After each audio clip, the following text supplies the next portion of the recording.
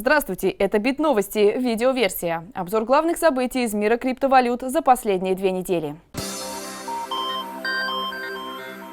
Цена биткоина достигла нового годового максимума. За несколько дней он вырос выше $500. За всю историю биткоин повторно переживает стремительное восхождение. Первое произошло, начав с отметки в $130. Курс биткоина за 1,5 месяца вырос почти до 1200. С тех пор он стабильно шел вниз, пока не стабилизировался в начале 2015 года на уровне $200–250. Теперь же курс биткоина вырос и преодолел отметку в $500, что еще несколько недель назад казалось маловероятным. Аналитики связывают подорожание биткоина, во-первых, с китайским ажиотажем. В стране ввели меры по контролю за движением капитала. В такой обстановке биткоин становится надежным средством вывода капитала, и инвесторы активно скупают биткоин. Во-вторых, финансисты признали биткоин. В стартапы активно вкладываются банки, инвесторы и биржи. Общая сумма уже превысила $1 миллиард. Технологии блокчейна, которая лежит в основе биткоина, традиционные институты теперь видят не конкурента, а благо. Аналитики предсказывают, что к 2030 году биткоин займет место 6-й резервной валюты в мире. В России все чаще стали говорить о биткоине в положительном ключе. Власти и финансисты признают, что за биткоином будущее. Председатель Сбербанка Герман Греф, выступая в бизнес-школе в Сколково, высказался против введения уголовной ответственности за использование биткоина. Технология блокчейна, на мой взгляд, это новый интернет.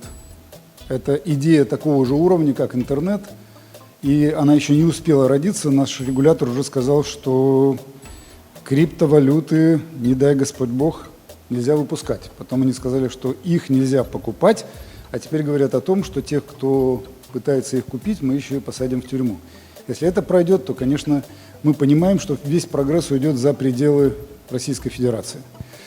И все наши специалисты в области технологий блокчейна и криптовалют будут вынуждены что-то делать в очень удобных юрисдикциях, потому что очень многие страны, примерно 20 стран, создают специальные условия для того, чтобы привлекать к себе специалистов, которые развивают эту очень перспективную технологию.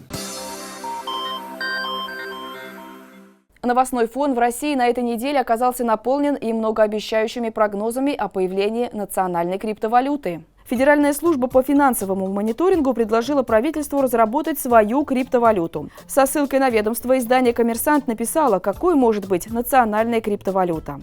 Ее выпуск будет тщательно регулироваться, а ответственные за выпуск подлежать обязательному лицензированию. Обменивать рубли или другую валюту на криптовалюту компании и граждане смогут в так называемых обменниках, на специальных электронных площадках по регламентированным правилам. Личность приобретающего криптовалюту будет обязательно идентифицироваться, чтобы свести к минимуму анонимные переводы. После этой публикации новость быстро подхватили все издания и средства массовой информации. И, как это часто бывает, на следующий день появилось опровержение правительства. Нет, в Кремле такая идея не обсуждается, коротко ответил пресс-секретарь президента Дмитрий Песков на вопросы журналистов. Относительно перспектив подобных инициатив можно рассуждать долго, но криптовалютное сообщество единодушно в том, что будущего у таких инициатив нет, по крайней мере в той форме, в которой они преподносятся чиновниками. И даже в случае успеха этой технологической инициативы Россия останется закрытой для передового западного опыта и, по сути, создает криптовалюту для внутреннего использования. Пока же развитие технологий продолжается. И еще одним свидетельством тому стал митап для блокчейн-разработчиков. Он прошел 27 мая в Москве. Организатором мероприятия выступил представитель Киви Александр Панков. И по его словам, в дальнейшем такие встречи будут проводиться на постоянной основе каждый месяц. Сейчас проходит много конференций, посвященных технологии блокчейна и цифровым валютам. Однако специализированных мероприятий или потоков для разработчиков в рамках этой конференции нет. В то же время разработчикам нужно общаться, делиться опытом, обмениваться мнениями на профессиональном уровне. Такие дискуссии вряд ли будут интересны людям, не связанным с девелопментом. Поэтому мы решили проявить инициативу и положить начало систематическим митапам в Москве, пояснил Александр Панков.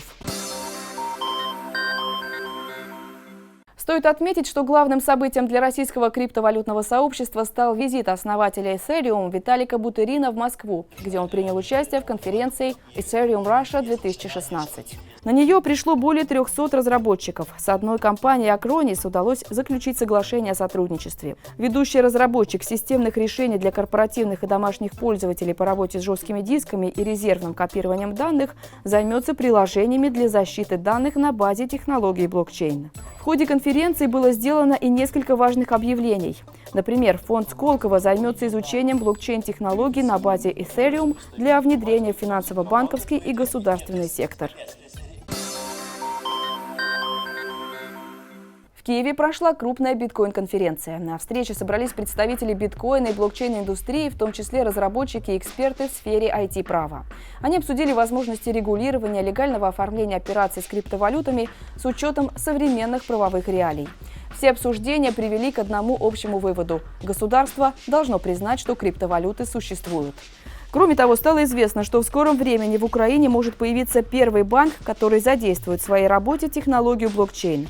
Представитель компании Distributed Lab Владимир Дубинин рассказал о концепции финансового интернета, лежащей в основе блокчейн-системы INFRA. По его словам, система может быть запущена в течение ближайших 3 месяцев. На той же блокчейн-конференции в Киеве презентовали умную розетку. Это устройство, которое продает электричество и Wi-Fi за Ethereum. Создатель устройства – белорусский блокчейн-разработчик из команды Киберфанд Валерий Литвин. Шведский майнинг-гигант KNC Miner объявил о банкротстве. Основная причина закрытия в грядущем снижении цены одного блока, которая, как ожидается, в июне упадет в 2 раза и составит уже не 25, а 12,5 биткоинов. Компания планирует выставить на продажу часть своих активов. Хотя еще недавно KNC Miner считалась успешным стартапом, сумевшим привлечь инвестиции в размере 32 миллионов долларов. Издание Business Insider UK включало майнера в топ-21 наиболее влиятельных биткоин-компаний. Из-за высокой неопределенности в отношении уполовинивания биткоин-добычи в сочетании с продолжающимся быстрым ростом конкуренции компании будет сложно обслуживать свои обязательства.